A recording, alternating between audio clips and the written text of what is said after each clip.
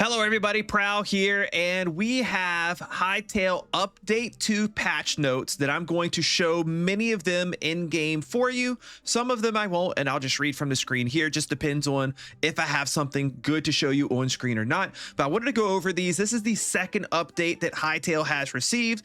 It is currently in the pre-release phase right now, and it will hit the full release sometime this weekend. And if you enjoy these types of videos, please press the like button on this video, subscribe to the channel so you don't miss more, and use code PROW8413 to help support my Hytale content going forward. So let's go ahead and get started with cosmetics and customizations. So first of all, new mask face accessories available for all editions. Interesting, available for all editions. So that should mean that it's just going to be here in the avatar section, and it said masks. So I think if we go to accessories, it should be things. Yeah, I see some things in here. So we have things like the blindfolds, I believe are new. There may be some other options that I'm not going to recognize as new, but you can see them on the screen right now and determine if there's something that you like, or go check in game to see if there's new cosmetics in here that you want to use. Next on our list, we have a highly asked for feature, armor slot visibility toggle. It can be host enforced for PvP/immersion purposes. So if you play on PvP servers or whatever, the host can say that you can't use this feature. I don't know if maybe you can just do it for yourself so you can see your armor on and off for yourself, but maybe you don't see other people's. I'm not quite sure how that works. I don't have a way to test that right now.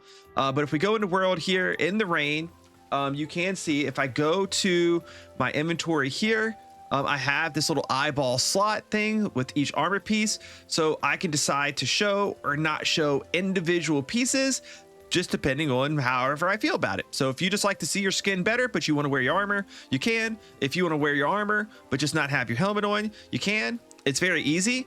It is a little buggy right now if you're testing it out in the pre-release. Like for example, if I take this item and like you just saw, I picked it up right there, and like it's making changes. They know it's buggy. This is why it's in a pre-release. It'll get fixed by the time it makes it to the full version. Simon's actually already acknowledged this bug. But you can see here, if I click anything else, it like updates the model again. Going back out of game really quick, there are some new mouth variants: vampire, cute, and orc. These are not edition specific. These are just default settings now. So here in the avatar section, I'm gonna have to take my beard off really quick. We're gonna do a quick shave, and then we're gonna go over to the mouth area, which is here. You can see that you have the cute mouth, the vampire mouth, and the orc mouth. All new options for people that would like to use any of those. They also did a fix to the berserker haircut, and they did update haircuts, cape animations, pedals, and cloth visuals. So there may be some visual updates to these that you may want to check out. Things with how the 3D model generates and other things. I don't have specifics here, so I don't have anything to show you. Next, and this is the big one that you're probably going to care about, is the new, not magic system, but a new form of magic in the game, necromancy grimoire.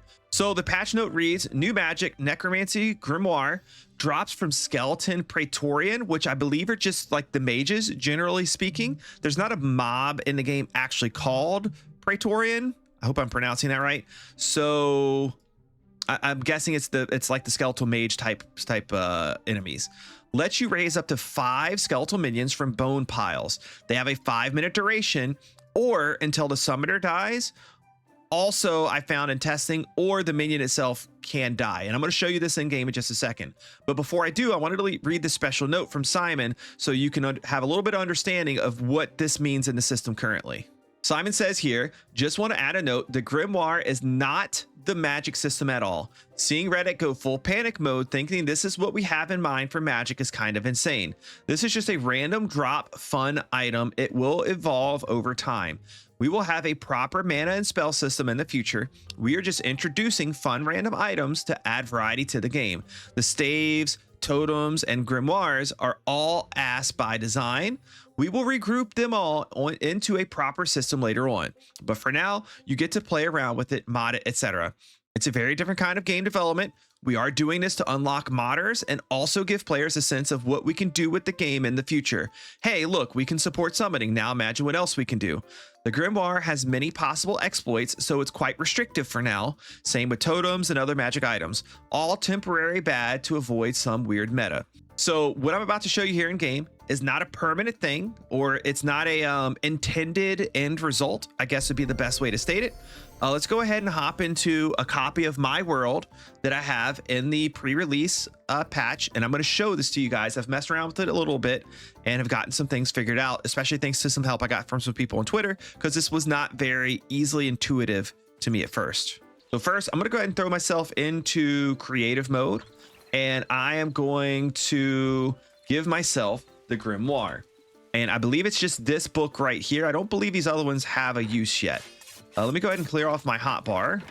I'm just going to give myself a few stacks of these, and I'm going to give myself, or I'm going to get some skulls as well, because the skulls is what you actually summon this from. So I'm going to place down 1, 2, 3, 4, 5 of these. I'm going to throw myself back into adventure mode, and I'm going to cast this spell.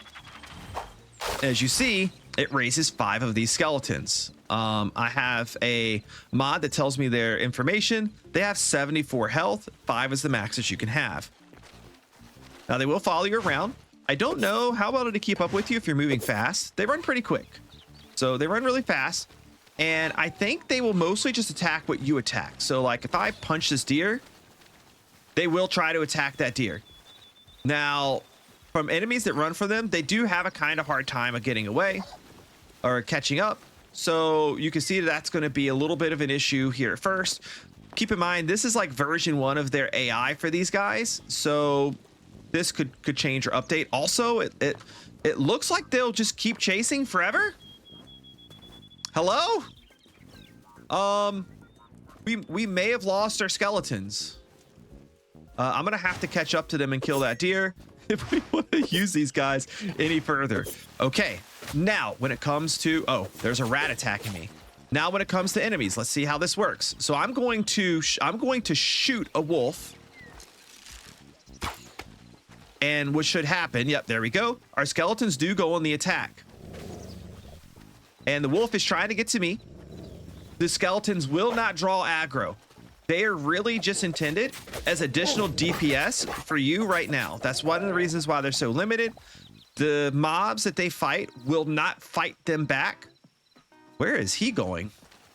Hello? Oh, looks like we have a guy stuck down there. Let's see if we can get him out.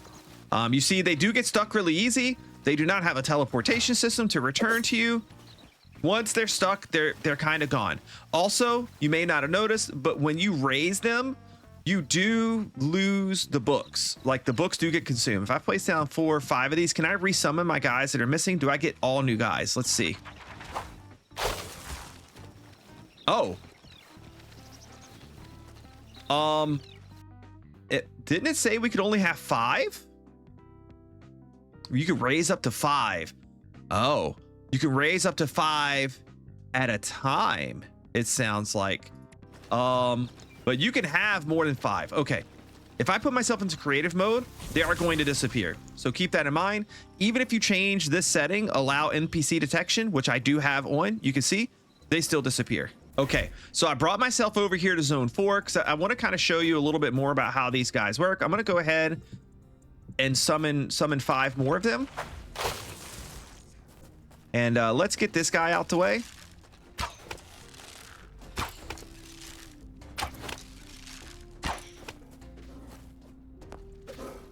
And you see, he's trying to path to me by getting around the skeletons. We'll go ahead and kill him. And as we traverse land here, first of all, it looks like they're kind of stuck again. They don't see that I killed him, I don't think. And if I start moving around, they're actually not even following right now. So I can't even show you what I wanted to show you. Here, let me try again. Let me make some more.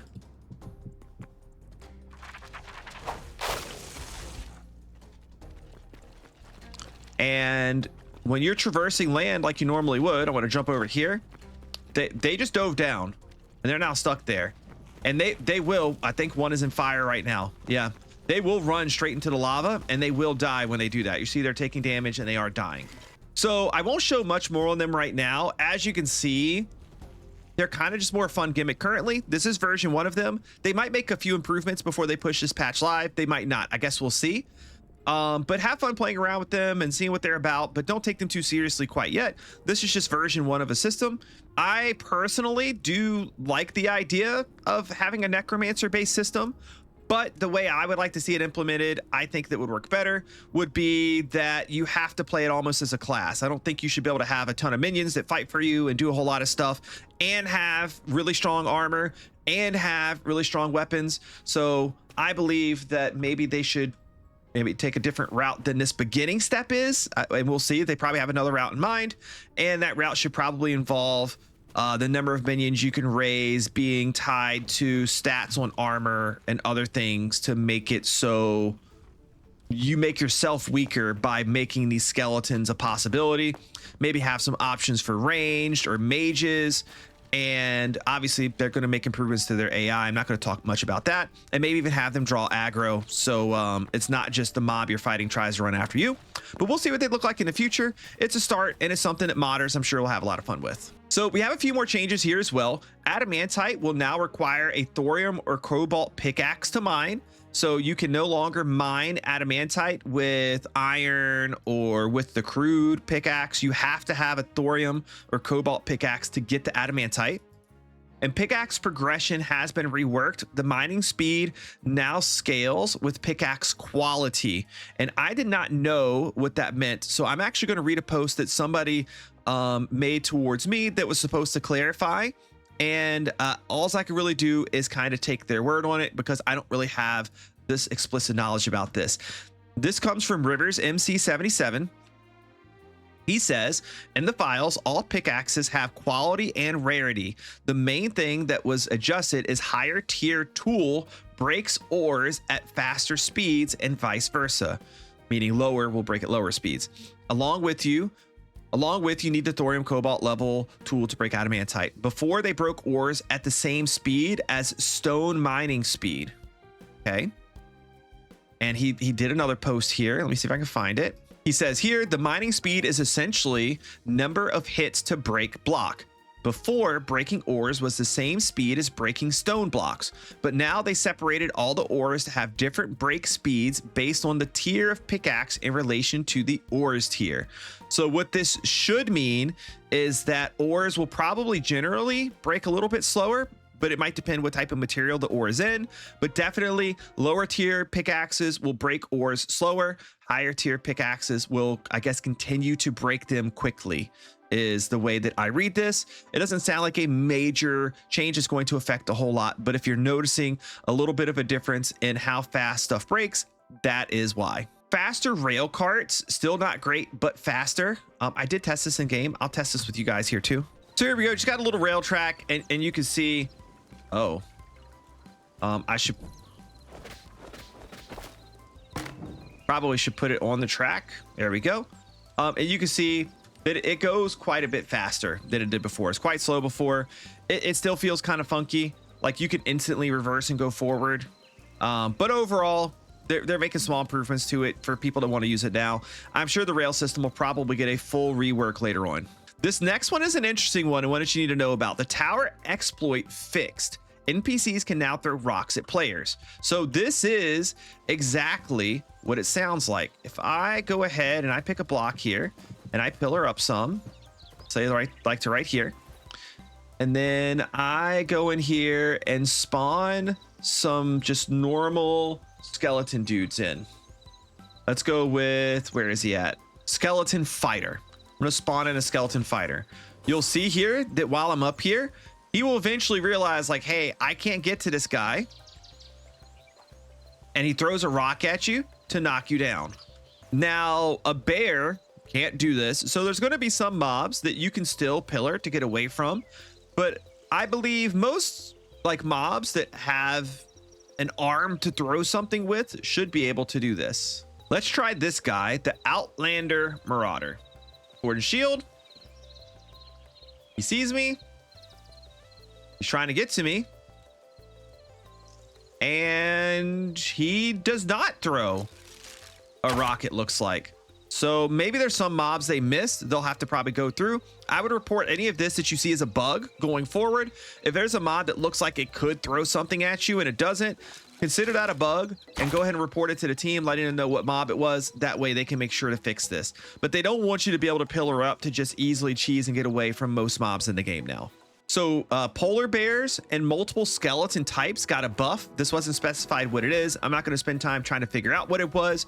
It's most likely to be HP, damage, or both. So just know that as you run into different skeleton types and the polar bears, they are going to be a tougher fight. All crops can now place produce in the world. So a lot of crops were able to appear randomly in the world before, but not all of them. So now you should be able to find all of the crops in the world. You should be able to find potatoes to pick and rice to pick and etc. So that way you can find all these different kind of crops even before you get that far in the farming bench. There has been some missing decorative light blocks added to the furniture bench. And while I do not have a complete list for you, let me get this guy out of the way. I can show you some. I noticed a few of them when I looked. So we'll go to the furniture workbench and set this down, open it up, and go to the lights tab. And you're going to see more lights in here. Some of the ones that I noticed that were new were maybe this light temple lantern. I don't remember seeing that. These sand swept lanterns, I believe, are new, as is this tall bamboo torch, and there may be other ones here as well. So just know to hop into the lighting workbench here, the furniture workbench, go to lighting and take a look. You now have new options available.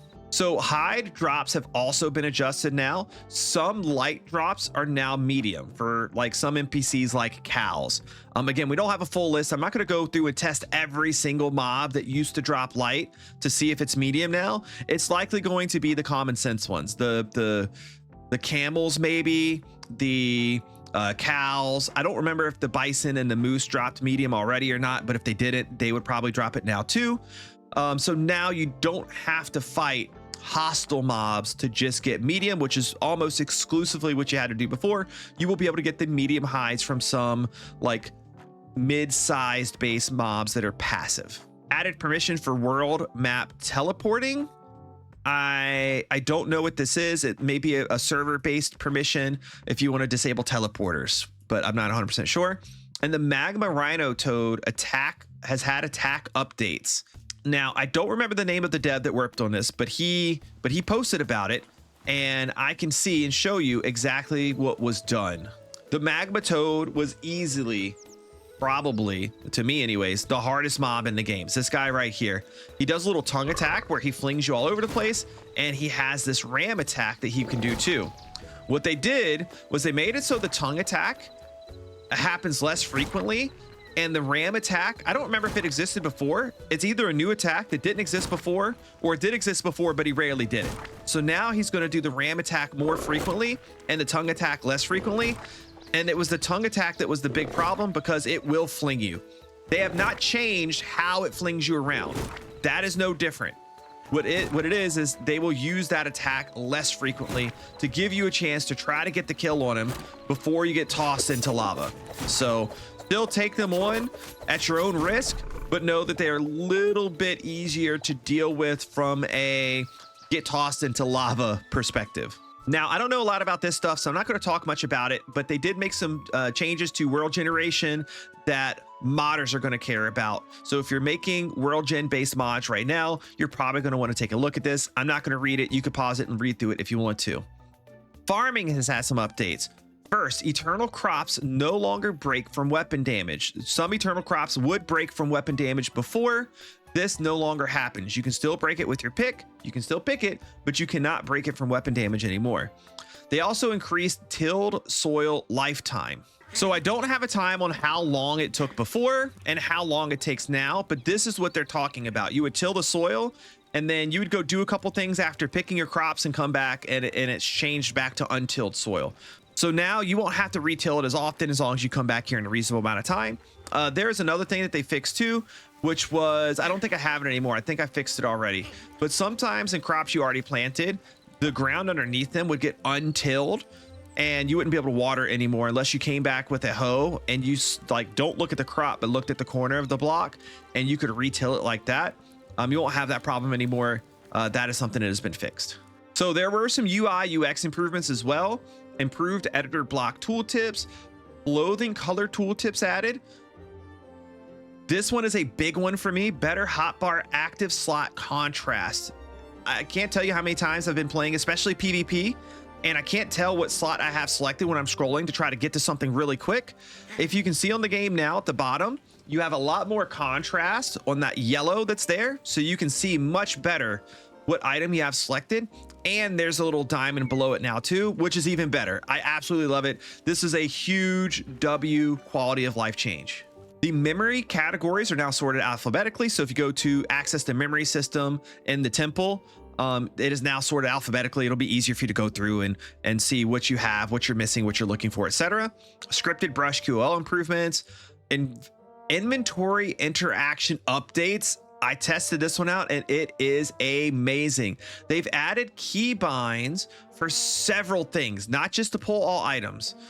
So if we go into game here, and let's go over to a chest. And actually, before we go into the chest, let me go into my settings and you want to go to controls, and the default controls for this, it's all the way at the bottom.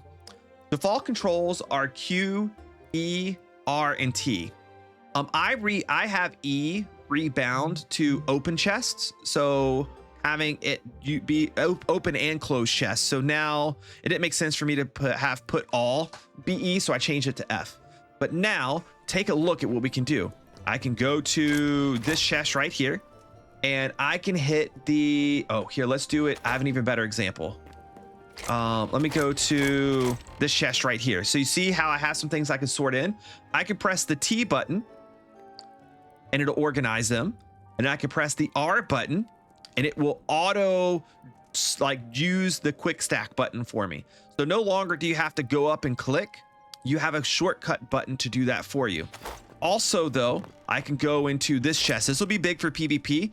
If I open up a chest here, I don't want my hotbar stuff to slop out. So let me just swap some of these things down here. So now if I hit Q, it will auto pull everything out of a chest. And for you, default, if you hit E, for me, I'm going to click F, it'll auto move stuff up. So you can see, you can do stuff with the click of a button. It is very easy. This change is a huge W. I absolutely love it. There's now an optional FPS counter overlay. You may have seen while in game, I actually already have this active. It's in the top right-hand corner of the screen. You can see my frame rate is in the lower hundreds right now. If you hit escape, you go to settings, you go to general, and you scroll down. Actually, you don't even need to scroll. It's right here, FPS overlay. You can either have it on and color coded, so that way you'll see green when your FPS is good, yellow when it's mid, red when it's bad, or you can set it for monochrome, which just has it in a white colored text. Up to you, or you can just leave it turned off. For me, I don't really need it on. If I find some spot my game is lagging, I might turn that on, but I'm probably going to play with it off. Player markers have also been added to the compass. I don't have a way to play with anybody right now, so I can't show you that, but your compass that's up here on top of the screen should now have player marker indicators. I have a suggestion for Simon and crew for this. When you're in a world that has a lot going on in it, my map's broken right now because the mod I have isn't updated for the pre-release version.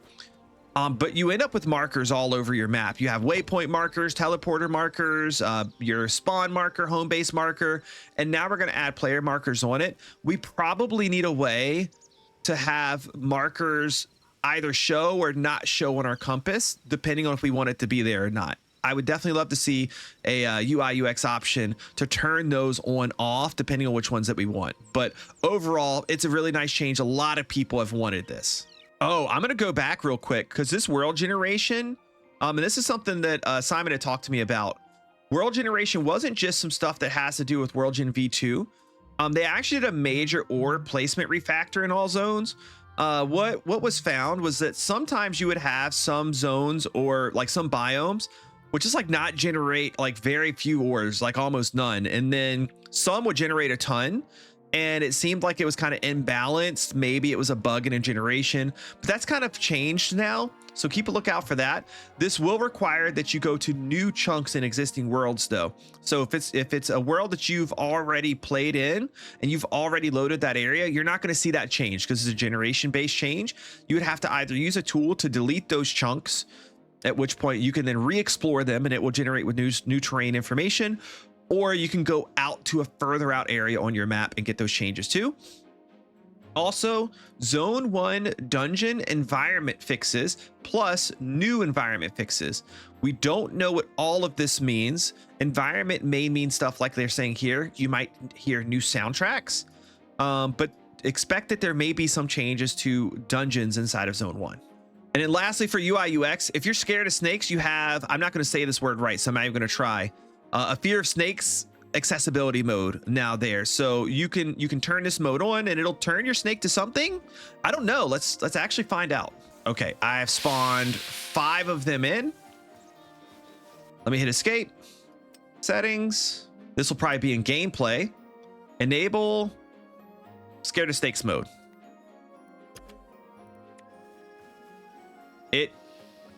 It did nothing. Maybe I have to spawn in new ones. It's definitely on. Oh, requires you to go back to the main menu to take effect. We should probably read this, right? Let's go to main menu, back into the world, and it should load whatever new model they have for it. They're little caterpillars. They still sound like snakes though, but that's hilarious. Keep in mind, they're still snakes. And they have all the same drops and everything. They just look different. This is actually really funny. I love it. This is so crazy. So we have some changes to the Rex sounds.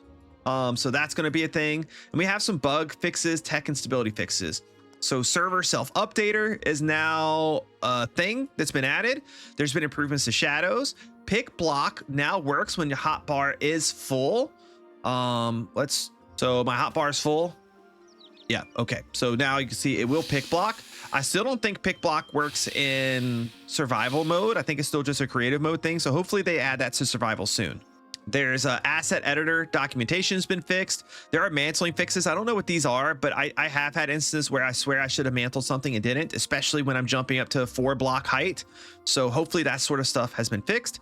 Keybind persistence fixed. I haven't had these issues. If you have, hopefully that's been fixed for you.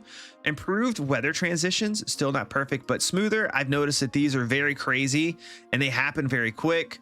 I feel like I've even noticed it during some of my testing. So it's not perfect, I guess, but they'll keep working on it. Teleporter offset has been fixed. This is just when you go through a teleporter and come out the other end, you come back at a predictable location. I have had some unpredictable locations happen in the past, so that's good. Rail carts now consume and place correctly. Bed respawn and unloaded chunks fixed. If you've ever had it happen to where you have died and then you end up going back to world spawn instead of your bed, I believe this is why. So now you can actually respawn properly in a bed that's not inside of like currently loaded chunks. There's been some food particle tint updates and some major server stability validation, ECS localization, and timeout improvements. So you should see server improvements. I don't know if this only means like multiplayer type server situations or if it also means improvements to single player, because your single player world does run a server in the background. I'm going to run under the assumption it improves both, but I don't really know. But you may see improvements and that would be why. So here's the final important notes. They do aim to release this update this weekend. They do want people to jump in and help them test to squash any sorts of bugs. We found a few here today that we were looking at. And if all goes well, it will be pushed to everybody on Friday or Saturday. Update 3 is already in the works, and they are planning a longer pre-release period to give modders and servers time to catch up and update. As more and more modders and servers create content, they do want to make sure that updates are more predictable to maintain stability across their mod and server ecosystem. So there you go. That is your patch notes for today. Let me know what you thought about them. There's some really cool stuff in here. I think it's quite awesome, especially the QOL stuff.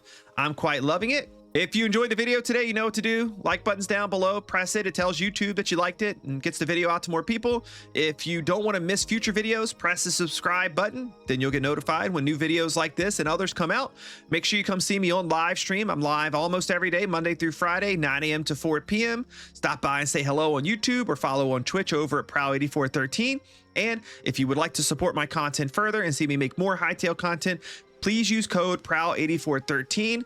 When you purchase Hytale, let your friends know to use it if you're asking them to purchase Hytale. And I am partnered with many PvP servers, so make sure you use my code if they have it available there, or see if it works with them. Thank you so much. I'm going to go ahead and Hytale it out of here, and I'll see you next time in Orbis. Goodbye.